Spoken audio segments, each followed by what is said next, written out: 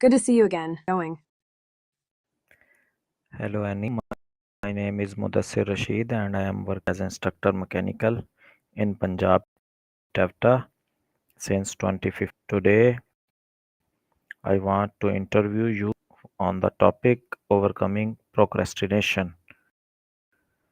I need you to answer me and please don't ask questions in return answer. Shall we start? Hey Modesir, I'm doing great. Thanks for asking. I'm totally ready for your interview on overcoming procrastination. Fire away whenever you're ready. Okay, my first question, what exactly is procrastination and why do people tend to do it? Procrastination is when someone delays or avoids doing a task, even though they know it's important or beneficial to do it. Procrastinate for different reasons. Sometimes it's because the task feels overwhelming, boring, or stressful. Other times, it's due to fear of failure, perfectionism, or simply because their motivation dips. It's like the brain's way of escaping discomfort, but it often ends up causing more stress later on. Procrastination always a bad thing or can it sometimes be useful? Great question. Procrastination isn't always bad. Sometimes, a little delay can give your brain time to subconsciously process a problem or come up with creative ideas. Like when you step away from a tough project and suddenly the solution pops into your head later. That's a kind of productive procrastination. But too much of it, especially when it causes stress or missed deadlines, can definitely be harmful. So, it's about balance and knowing when a pause helps versus when it's just avoidance. What are the main psychological reasons behind procrastination?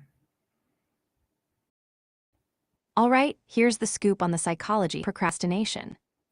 1. Fear of failure. People avoid tasks because they're scared they won't do well. 2. Perfectionism. Waiting for the perfect moment or outcome can freeze action. 3. Low motivation. If a task feels boring or meaningless, easy to put off. 4. Poor self-regulation. Struggling to manage impulses and distractions. 5. Overwhelm. When a task feels too big or complicated, it's easier to avoid it. 6. Instant gratification bias. Choosing short-term pleasure, like scrolling socials, over long-term goals. It's like our brain's tug-of-war between what feels good now and what's good later. How does procrastination affect productivity and personal growth?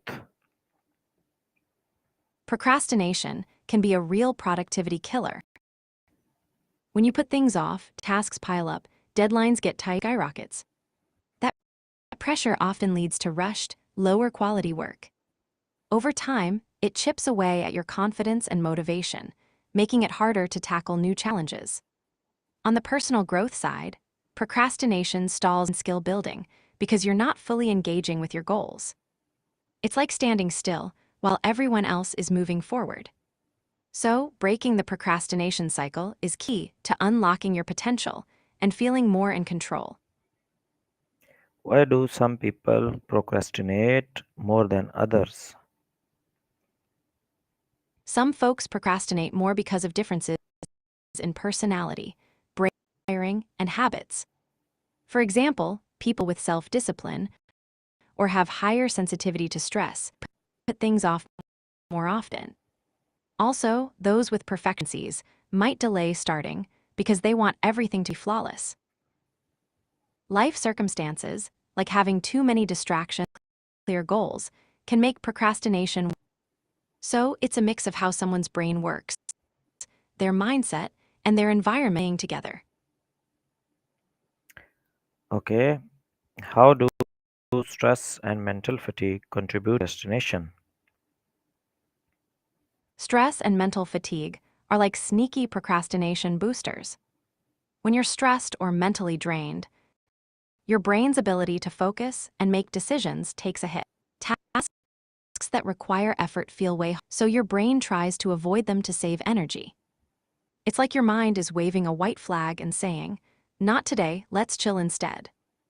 Unfortunately, this avoidance just adds more stress later, creating a tough cycle.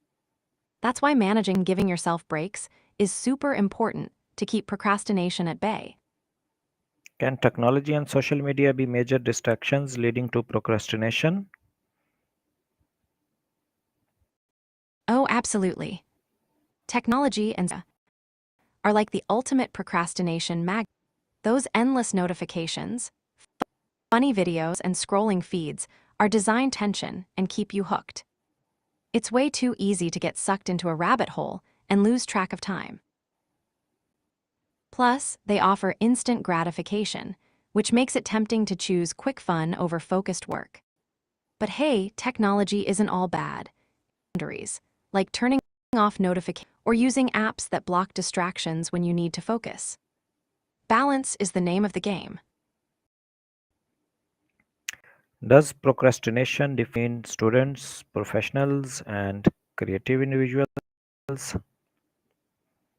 Yes, procrastination can look different depending on who you are.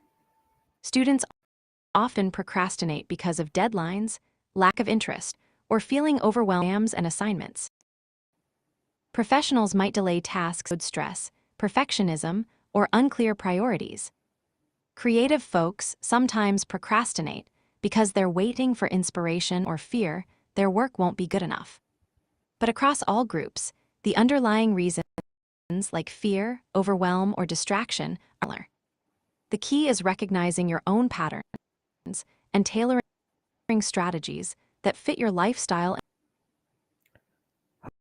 How can emotional factors like anxiety or low motivation fuel procrastination? Emotional stuff like anxiety and low motivation can be big procrastination triggers. Anxiety makes tasks feel scary or overwhelming, so the brain tries to dodge that uncomfortable feeling off. Low motivation means you just don't have the energy or drive to start or finish tasks, making it to get distracted or avoid work other. It's like your emotions are sometimes away from productivity. That's why tuning into how you feel and practice compassion can help break the cycle. Acknowledging those feelings without judgment makes it easier to take small steps forward. What are some effective techniques to overcome procrastination? All right, here are some tried and true techniques to kick procrastination to the curb. 1. Pomodoro Technique. Work for 25 minutes, then take a 5-minute break. Repeat, it's like sprinting with rest stops. 2. Time blocking. Specific chunks of time for tasks so you know exactly when to focus. 3. Breaking tasks into smaller steps. Big jobs feel less scary when chopped into bite-sized pieces. 4. Set clear goals and deadlines. Helps keep your brain on track and motivated. 5. Eliminate distractions. Turn off notifications, tidy your workspace, or use apps that block distracting sites. 6. Practice mindfulness. Notice when your mind wanders without judgment and gently bring your focus back. 7. Reward yourself. Celebrate small wins to boost motivation. Trying a mix of these can help you find what clicks best. Okay, Annie, why is it important to celebrate small wins when beating procrastination? Oh, celebrating small wins is like giving your brain a high five. When you acknowledge even tiny progress, it boosts your motivation and makes the whole process feel more doable. It rewires your brain to associate effort with positive feelings, which helps build momentum. Plus, it keeps you from getting overwhelmed or discouraged by the big picture. So, those little celebrations are like fuel for your productivity engine, keeps you going strong. How can consistency be developed without feeling overwhelmed? Consistency without overwhelm. Totally doable. The trick is to start small.